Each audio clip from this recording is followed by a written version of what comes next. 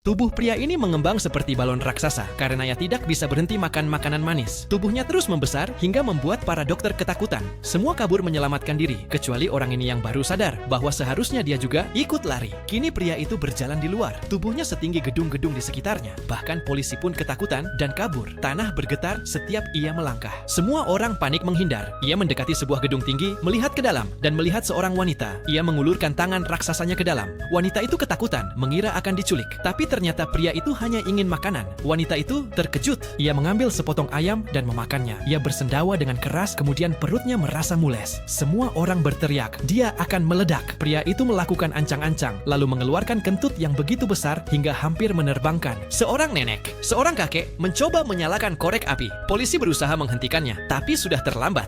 Boom!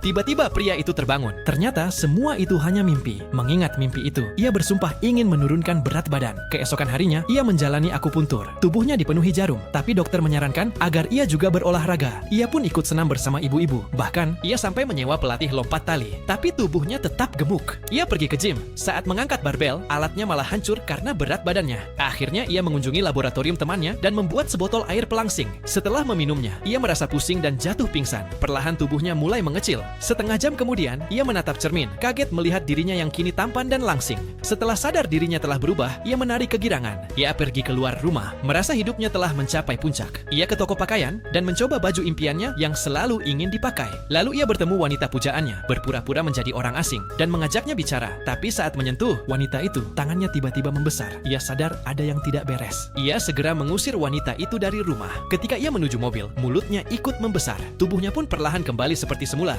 Ternyata, ramuan itu hanya bekerja sementara. Cerita ini mengajarkan bahwa menurunkan berat badan tidak ada cara yang instan.